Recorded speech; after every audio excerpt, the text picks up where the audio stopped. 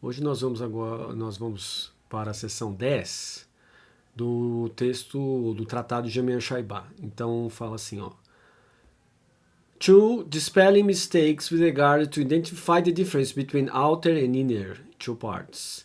Nimpa chineki jampar no chudela dua pampa. Então assim, ó, afastando os erros com respeito a identificar as diferenças entre o externo e o interno. This has two parts, tá aqui, ó, this has two parts. One, explaining that beyond the differentiation, thus, between outer and inner by way of the three, teacher, teaching, and view, there is a difference also by way of view, meditation, and behavior. And two, indicating that certain professors of tenets are mistaken about the meaning of those. Então aqui, isso tem duas partes. Um, explicando que, além da diferenciação,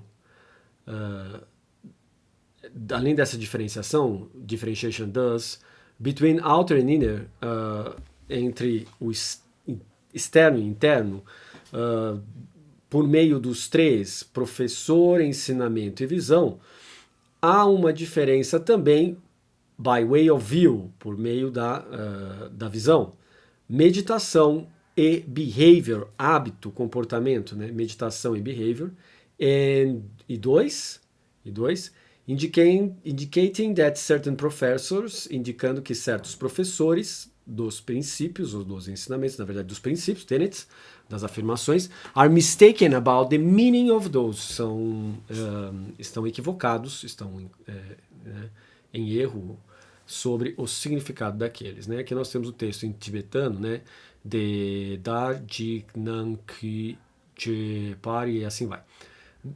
Explaining that beyond the differentiation, thus between outer and inner by way of the three teachings and view, there is a difference also by way of view, meditation and behavior.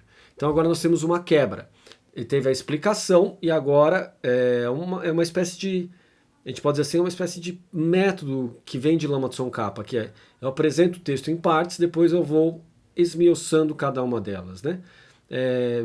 Uma certa lógica muito próxima de uma matemática, vamos dizer assim, em relação vamos dizer assim, uma espécie de algoritmo, alguma coisa assim, que nós temos uma equação polinomial, que nós temos uma divisão, apresentação das partes, depois vamos ver cada uma das partes, tá bom? Então, podia ser também uma relação com questão de função simples, função composta, etc. Você tem que analisar cada uma das partes, e cada uma dessas partes tem a ver com aquela proposição geral que foi posta aqui em cima, que há uma diferença interna e externa em relação a os três, professor, ensinamento e visão, ou então visão, meditação e comportamento, né? Tá bom? Então, vamos lá. Explaining that beyond the differentiation thus between outer and inner by way of the three teacher, teachings and view, there is a difference also by way of view, meditation and behavior, né? Então nós temos aqui, para além das três diferenças iniciais, que é professor, ensinamento e visão, há a diferença também por meio da visão, meditação e comportamento, né? Então começa em dampu, e aí toda aqui uma questão, termina com ni, né? Então, by way of views that testify to the word, meditation that is the antidote of cyclic existence, behavior that has abandoned the two extremes and fruits of separation that are analytical cessations, that is the teaching, né? Então, by way of views, através das visões que testify to the word, que dão testemunho da palavra, né, que estão de acordo com a palavra, ao pé da letra também poderia ser colocado aqui, né? Meditation that is the antidote of cyclic existence, a meditação que é o antídoto da existência cíclica. Como assim antídoto da existência cíclica? Do que nós estamos falando, certo? Existência cíclica é samsara. Como eu já disse nas sessões anteriores, a existência cíclica pressupõe uma existência com tempo cíclico, tempo circular. E aqui nós estamos diante de uma proposição religiosa, ou filosófica ou dentro da teologia natural, né? Ou assim social ou política, também cabe para todas essas variações, de que a existência humana ela é uma existência circular.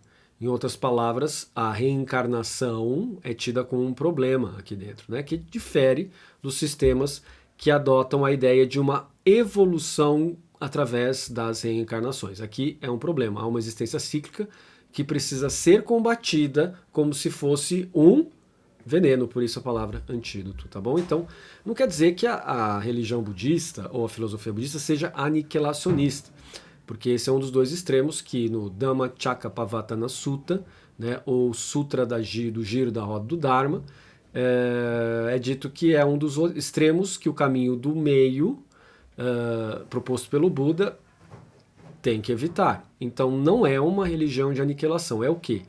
É uma religião contrária à ideia de reencarnação. A reencarnação não é bem vista. A reencarnação é vista como um problema muito sério de origem de sofrimento, de causa de sofrimento, de repetição de sofrimento, tempo cíclico, certo? Então, e você, professor, você acha que isso é certo ou que isso é errado?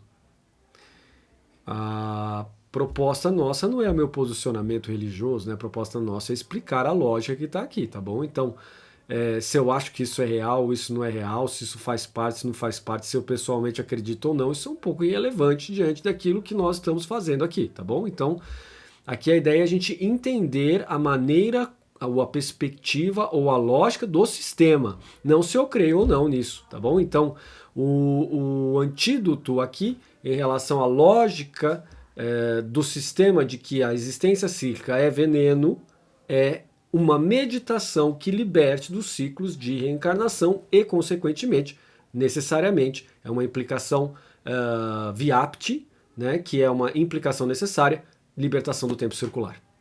Certo? Diante dessa questão do tempo, a gente tem que pensar como é que o cristão pensa o tempo. A nossa cultura cristã pensa o tempo diante de uma linearidade, né? Onde você tem o evento criação do mundo, o evento máximo da criação do mundo, que é Jesus, verdadeiro Deus, verdadeiro homem, a redenção de todo ser humano, e depois nós temos o tempo final, que é o tempo da escatologia, da condenação ou redenção máxima de todo o gênero humano, que ocorre com o retorno de Jesus nos céus, não é mais por encarnação de Jesus, é pelo retorno dele nos céus, ou seja, pensa-se o tempo de uma maneira linear. Aqui no budismo nós temos, pelo menos dessa escola budista, que é a escola Gelug, né, que tem a ver com a escola de Nalanda na Índia, não é Nalanda aqui no Brasil. Nalanda aqui no Brasil tem lugares no mundo todo que são chamados de Nalanda, tá bom? Então aqui no Brasil, Estados Unidos, Índia, China, Nalantor, monastério de Nalanda. Então, quer dizer, o templo de Nalanda, nós não temos uma questão assim de local relacionado. O que tem hoje na Índia é uma ruína, né? Uma ruína arqueológica, onde se faz, que eu já fui lá também, né? Muita gente foi, onde se faz a homenagem àquele centro universitário que era chamado de Nalanda. Mas aqui no Brasil não tem nada a ver. Quando a gente fala tradição de Nalanda, não tem a ver com um monastério, um vihara aqui no Brasil que chama Nalanda. Também não tem a ver com os Estados Unidos, algum lugar que seja nos Estados Unidos, ou na Europa, ou na África, ou na Índia, ou no Japão. Nós estamos falando do local arqueológico que está hoje na Índia, né? Próximo de Bodh Gaya. Tá bom? Então, essa é a referência. Então, a tradição tibetana referenciada, por exemplo, pela sua santidade Dalai Lama, fala-se sobre a origem do budismo tibetano como sendo o budismo de Nalanda. Tá bom? Quer dizer, o que é Nalanda? Nalanda foi um grande complexo universitário que começa a construção no século I depois de Cristo, século II ele está estabelecido, e aí começa a produzir estudiosos, especialistas dentro da área budista, né? Dentre eles, no século VII, nós temos Chuanzang, que é um personagem, né? Para quem joga videogame, por exemplo, tem aquele Black Myth Wukong, a lenda do rei macaco, né? O Son Wukong. Nós temos aí ele protegendo o mestre Tripitaka, que não é outro que o próprio Chuanzang, para buscar as escrituras budistas e levar para a China. Isso é uma história literária, né, que foi construída ao longo das gerações na China e começa no século VIII e tem a sua forma final no século XV e XVI na China, tá bom? Então, e ali conta-se uma história, né, do rei macaco que protege as escrituras budistas e vai com Xuanzang até a Índia, depois volta com ele para as escrituras para que a dinastia Tang possa divulgar essas escrituras, né? Eu mesmo já traduzi textos de Xuanzang vindo do chinês clássico, que é um chinês muito específico, e não adianta fazer chinês, ajuda, mas não adianta fazer chinês no Instituto Confúcio, em outras escolas. Por quê? Porque o chinês budista é um chinês budista, então você precisa de uma especialização lá dentro. Então não vai pegando texto e falar, vou fazer a tradução mesmo, porque você não vai entender aquilo que está lá. Por quê? Porque começa a entrar com relações de escrituras e de palavras que não são típicas da cultura chinesa e que tem palavras que muitas vezes são aproximações fonéticas, aproximações ou transliterações, às vezes, a maior parte das vezes é transliteração fonética, outras vezes é transliteração visual também, que está lá dentro do texto. Então existe aí toda uma questão de preparo, né? Então, vou usar IA, vou usar ChatGPT, vou traduzir os textos chineses, vai ficar muito bom. Não vai ficar muito bom não, normalmente fica uma catástrofe, tá bom? Porque principalmente na área budista.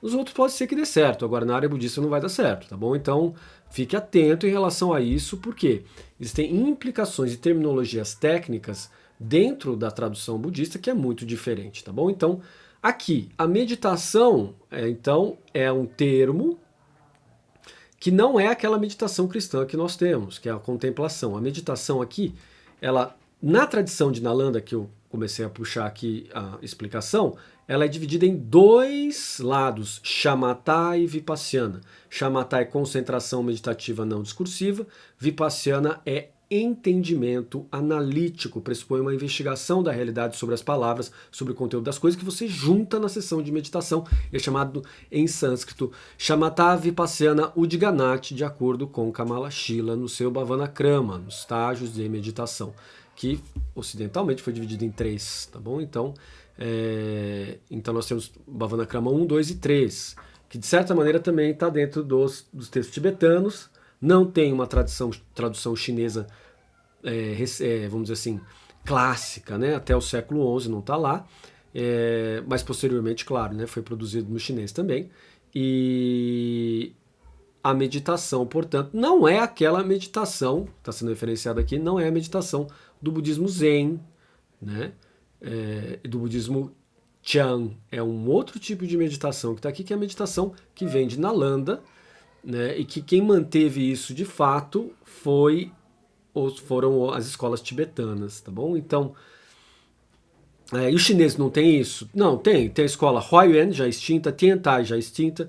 De certa maneira, a meditação analítica combinada com a meditação de posicionamento ou de tranquilidade, que é a Shamatha, de serenidade, de certa maneira está no Jintu chinês, da Terra Pura. Tá bom? De certa maneira a gente pode dizer que está lá.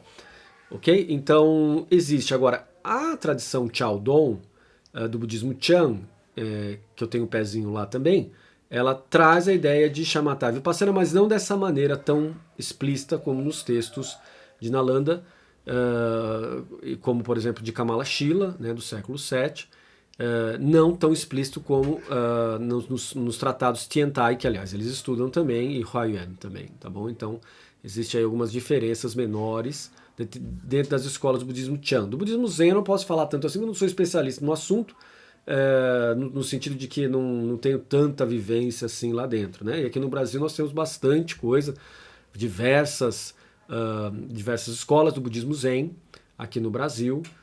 Nós temos, por exemplo, a mais famosa delas vem com a monja Koen, né? Com a mestra e monja Koen, né? Então, meditation that is the antidote of cyclic existence, behavior that has abandoned the two extremes, o comportamento que abandonou os dois extremos. Um deles é o aniquilacionismo, o Theravada, né? Uma aproximação dele estaria no materialismo científico nosso, né? Um extremo. O outro extremo, Sasvatavada, é o eternalismo e estaria mais próximo das religiões teístas, tá bom?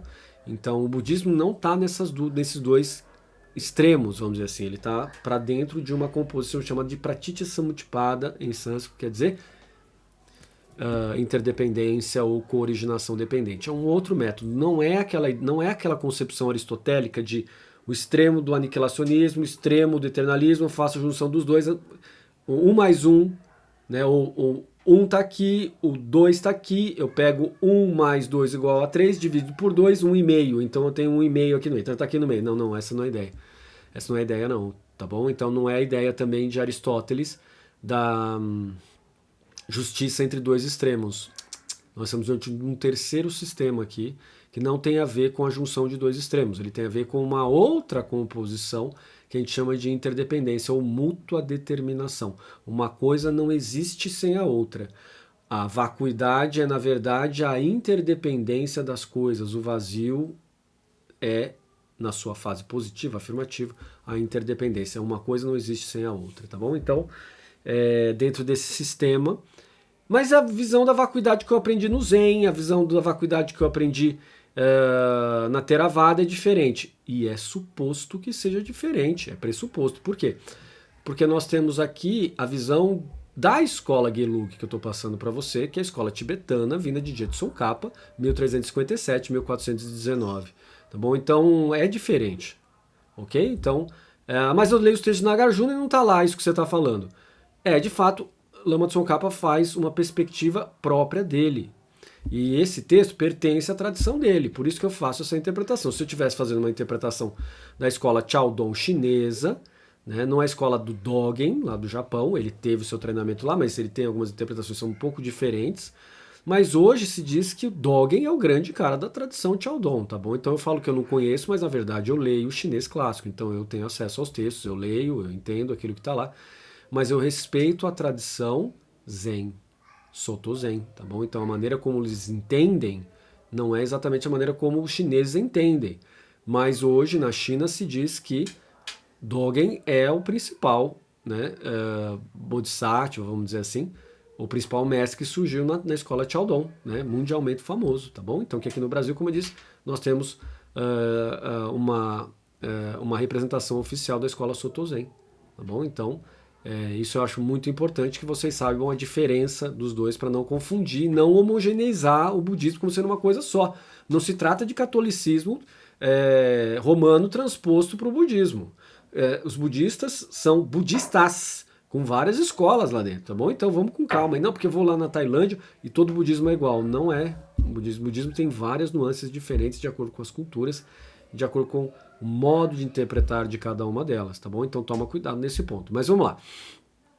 And fruits of separation that are analytical cessations, there is the teachings. E os frutos de separação em relação ao sofrimento, que são cessações analíticas, e esse é o ensinamento, né? Então veja, o que é uma cessação analítica? Isso faz uma menção a Abhidharma Kosha, logo nos capítulos iniciais, no capítulo 1 do Abhidharma Kosha, na fase introdutória de Vasubandhu, esse Abhidharma Kosha é o tesouro do Abhidharma, Bhashyam, comentário, é nesse que eu estou me apegando para fazer essa explicação para vocês, que é um dos principais tratados que nós temos, está relacionado à escola Sarvastivada e outras escolas que se desdobraram a partir disso. Aqui no Brasil nós temos o professor e mestre Joaquim Monteiro, né, que representa aí uma defesa da escola Sarvastivada, da qual eu me filio também, tá bom? Eu também me considero aí na esteira dele alguém que defende a Sarvastivada, mas eu não abandono a Madhyamaka tal como interpretada por Lama Tsongkhapa, nem a Yogacarya tal como interpretada por Chuanzang,